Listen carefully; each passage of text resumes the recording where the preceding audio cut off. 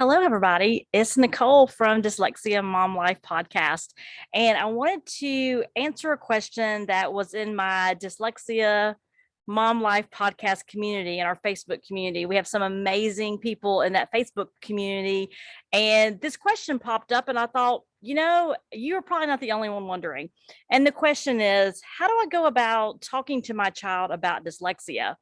And so, really, depending on the age of your child, this may differ a little bit, but I wanted to jump in and just provide you with some ideas. One is to really think about where you are in the process. And as far as the process, I mean, where are you with processing your child's dyslexia? Are you at a good place processing it for yourself and your family? That's first off. Next is your child's age. What is your child's age, and how do you think they will best I guess welcome that information, if you will? And so one of the things that we did in our house, we had to tell our daughter pretty quickly because we were looking at schools for dyslexia, and many of the schools required or invited, I guess is a better way to say that, our daughter to a shadow day. Well, it's a little hard for your child to go to a school where everyone is dyslexic, where they talk about dyslexia very openly in their community and not tell her she's dyslexic. So we were on that journey pretty quickly on and pretty early on, I guess I should say. And so there are a few resources I want to share with you today that I found to be very helpful. One of the things that we did was I probably ordered every book on Amazon as far as children's books to share with her, really to open up that dialogue and have that conversation. So one of the books that I found was I Have Dyslexia. What does this mean? And what does that mean? Rather, sorry, I had it backwards there for a second. And this was actually a book that was written by I believe, let me look at the back here. Yeah, written by a certified dyslexia testing specialist, and she actually owns her own business now. Shelly does. And then this is actually a book that she wrote for her daughter, and it really does step through page by page talking about what does it mean for her daughter. She introduces her, the student at the very beginning, the child at the very beginning of the book. I would say this is for a younger elementary child. The artwork is very good throughout the book. She also talks about in kindergarten what her child struggled with. And so this book kind of walks you through those processes. It also walks you through, when things aren't going well, right? Like, here's the child getting a poor grade in school and how that makes her feel. And then it walks through homework. And then you finally get to the part where it talks about tutoring, talks about different ways that she's gifted as far as things that she does well. She enjoys riding her horse. And then it talks about, that she is smart and talented in her own way. And it shows toward the end of the book, the little girl being, happy because she's finally figured out how she best learns. And at the very end, she says, I'm dyslexic and I'm special. So she also, at the very end of the book, has what is dyslexia, and she has some specific symptoms and resources there. And so if you're looking for a book for a younger elementary child, this could be a really good option. Again, is I Have Dyslexia. What does that mean? By Shelley Ball Dannenberg. And I'll link all these books to the website for you to find. Another book that I found was Tom's Special Talent. And this is actually a series of stories about different children, but this particular story is about a boy who is dyslexic. And as you see here at the very beginning, his name is Tom, and it talks about his journey through dyslexia. Again, very good illustrations. The good thing about Tom is if you have a boy who is struggling with dyslexia, he might not want to read a book for a girl, right? Although it doesn't matter as far as boys or girls, but sometimes if you're trying to find something that your child identifies with, he might be more, identify with another boy. And it talks about, him reading in class and how that was a struggle. And the book really again, like the other one, takes you through his journeys, how he is gifted in other areas, singing and playing ball and things he enjoys doing. You can see all that there. And it talks about his teachers. And, it talks about how he works really hard. He has really struggled through these different pieces of his life. And what's really cool, too, at the very end is your special story page. So your child can actually draw a picture of himself or herself. It even gives you some notes here about what can you do as a grown-up with this book, and then how to actually use this book with your child. So the author, Kate Gaynor, I think is how you say her name. She provides some pieces there. And she talks about Dyslexia Association in Ireland. And so I would imagine that's where she is from. But her book is very good regardless of where she is from. The story is very helpful to children who are trying to figure out what does it mean to be dyslexic. And so this particular story, again, is Tom's Special Talent. And it is a book specifically about his talents and his struggles with dyslexia. And like I said earlier, the illustrations are really nice in this book as well. And before I move on, I just want to say how I chose the best book was literally, I bought all of them that I could find for children and I read through them all.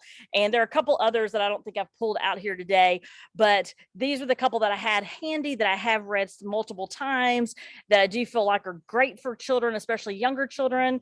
And you have to kind of figure out what you think would be the best messaging for your child. I know several of the books talked more about your child maybe from like a special needs language. I didn't really care for some of that language, so I looked for very specific language as it was best for our family, and so I would definitely recommend that.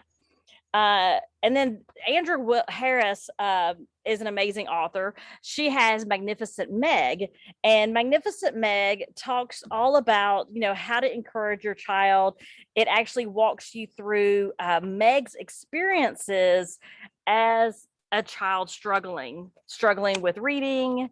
It talks about all the ways that she also finds things that she does well. And you can see these illustrations are very detailed as well. You can see here, though, an example of, perhaps how she was seeing the words on the page, or perhaps how your child may not be seeing the same words that you're seeing on the page. And I love this piece. Everyone has something that's hard for them. And so that is, to me, the key of having a conversation with your child about their dyslexia, is that everyone has something different. And so for us, for example, I talked to our daughter about her grandmothers at the time were very different. One loved to read. Well, they both loved to read, but one, that's really what she did a lot of, read a lot. The other grandmother loved to bake and loved to cook. The other grandmother loved to go to the beach. My mom, not so much. She doesn't like the water. So we just talked about different interests and how that makes us all unique, but there's nothing wrong with thinking differently and having a different way of processing. We talked about just that her brain is different, the way she sees things and the way she processes. Another thing that's good too, I know we dealt with this at home, the way you hold your hand to help them remember the B and the D. So she actually, throughout this book, gives you some tips as well. And, I love this too. I can do hard things, so can you. And so this is just a great book if you're looking for another book that's, I would say, for an elementary child. And the other piece that I really like that Andrea did as well is at the end, she has conversation starters. And so they're just little questions that you can ask with your child. What are the characters, the best character qualities of Meg? And she has a little note in here to parents too, just encouraging you through this journey as well. And then Andrea is actually a trained Barton tutor. And then she also has a daughter who is dyslexic. So thank you for sharing Magnificent Meg. And then one of the last books I wanted to share with you is the book that we chose to use in our household. And this book is called Dyslexia. I mean, is that not the best title ever? And we felt like this particular book for our family worked best for our daughter. And I loved this book. The illustrations, again, all these books have really good illustrations, but you can see this one is very rich in illustrations as far as how it reads. I love the way that the words are. It walks her through, different ways we learn to read. I love this. She's just confused. It's very confusing to a child. And sometimes I feel sad. So they go through the different emotions in the book as well, about how the work is hard. It is hard for them. A struggle with reading and writing. And even, this sweet little thing here where she says her yakket. Okay.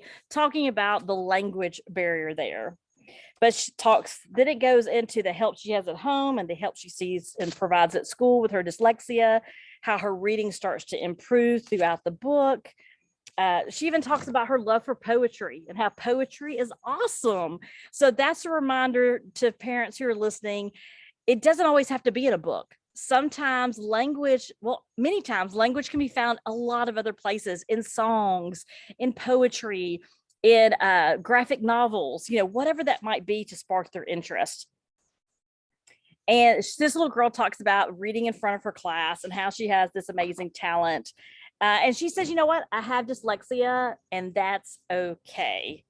And then there's some activities at the end of the book that you can do with your child. She also has a note to parents at the back that talks a little bit more about dyslexia and how to help your child. And so this author is Jennifer Moore Molinos. Again, I will link these to the podcast. Sorry. I will link these to the website. And so I will also link these wherever you're watching this video. I'll make sure there's links to these resources and more. And another book that I found that was really good, and I think I only have it on the Kindle right now, and I don't know if you'll be able to see it since I'm outside, but I did pull it up. So I can show it to you. And let's see I don't know if you'll be able to see it. It is called A Fish in a Tree. It's not great there, but can you see a little bit? Fish in a Tree. And I love this book because it's more of a middle school, maybe late elementary, middle school book. And it really walks you through a child's journey with dyslexia and what it was like for her in the classroom. It's a great book for teachers to read. It's a great book for students to read. I know some schools have actually done it as like a book for the class where the class read it together to better understand dyslexia. One of the things that we really talked about with our daughter was not only the different interests that people have and different strengths, but one of the things that we found is it was like a huge weight lifted off of her shoulders when she knew, I can put a name to this. I'm dyslexic. And it's funny, a while ago, she was helping me find the books to share with you today. And she said, I can remember telling my cousin, and she thought dyslexia was a disease. So yeah, it is not the best terminology as far as the word itself, but for children to understand that dyslexia is not necessarily, it's not a bad word. It's not a bad thing. It's not a disease. It really is just their brain processes differently, and their brain, is amazing. And so we talked about with her, for example, we talked to her about, we have iPads in our house, Steve Jobs invented Apple, he invented many things at Apple. And we talked about how he was dyslexic. Walt Disney was dyslexic. So we talked about just different people in our world from different backgrounds. I met a lady in the podcast who is a professor at MIT, and she's dyslexic, and she's been on the podcast. So I try to share with her different walks of life and different people to show her that she can be successful, even though it will be difficult in some aspects. And, and if you relate it back to yourself, there are things that we don't do well. And I shared that with her, personal things that we don't do well, that we struggle with, that we have to work on. So that way she can understand it's okay. Right. So you have to kind of gauge at the point, when do you think it's best to tell your child? I would say, as soon as you're at a place where you can have the conversation, you should have it.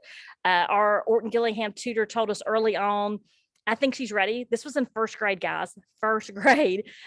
We believe she's ready for you to talk to her. And I'm sure I've said this before. If you've listened to any of my podcasts, she did. She said, it is. I am struggling, and so she, for the first time, acknowledged that she was struggling, and, it really was a weight lifted off her shoulders.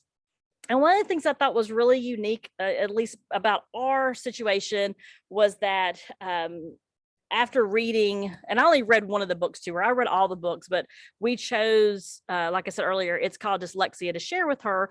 And after we read it with her and we let her sit and look through the pictures and really think about it, and then we reread it with her, she actually asked, could she take it to her first grade class and share it with her class? I wasn't able to be there that day, but our OG tutor was a staff member at the school. And so she and the first grade teacher worked together to help Hattie share that book and talk about her struggles. And, it was a huge step for her. Not every child's going to want to do that, but she really has embraced who she is. And I believe that is because of how we embrace who she is. So just remember, no matter what you do or how you do it, you are the ultimate role model. If you fall apart and the sky is falling, guess what? She or he is going to fall apart because the sky is falling. If you embrace it and you need to go cry in the closet later, it's It's okay. Been there, done that multiple times, sometimes multiple times a day. It is okay. But you want your child to be comfortable about who they are. And that's not going to happen on day one. But if you come out as confident, we've got this, we're going to work on this as a family, it really does open the dialogue up to have conversations. I get, though, that every child reacts differently. And your relationship with your child is going to make the difference on how they respond and how they welcome this information.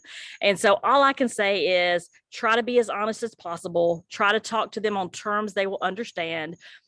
Be, realistic, right? Like, this is going to be a struggle. We are going to work through this as a family. You've been going to tutoring, or we're going to start tutoring. Start describing the things that you're doing in an effort to help him or her improve.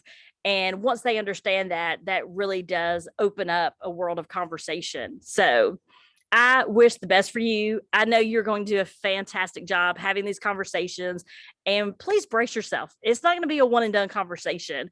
We just last year started talking about dysgraphia in our house, and I missed the boat on that. I thought, well, we didn't really like when we had the dyslexia talk, we sat down and had a whole conversation. She overheard me talking about dysgraphia. She's like, so I'm dysgraphic? And I was like, yeah. She's like, you didn't tell me? And I'm like, well, it kind of fell under the whole dyslexia. And so then last year in fourth grade, we had a whole conversation about, what does dysgraphia mean? Is that why it takes me longer in class? Is that why, I'm the last one to finish in math? And so we had a lot of conversations. So just know this is the beginning of the conversation and the beginning of your journey as a family. And you know what? You got this. Okay. I know you do. You got this. And if you need any questions or support, please feel free to send me a message on wherever you're seeing this. And again, we have a fantastic group over in the Facebook group, Dyslexia Mom Life podcast community. I have to be honest, I'm kind of have a love-hate relationship with Facebook, but I will do my very best. I have lots of people that are in there that give support, and a lot of people that let me know when people are posting and needing feedback. So I just want to say again, thank you to Kristen for sharing your daughter's second grade journey with us. And thank you for, putting this on my mind so that I can share this important topic with everyone. All right, you got this.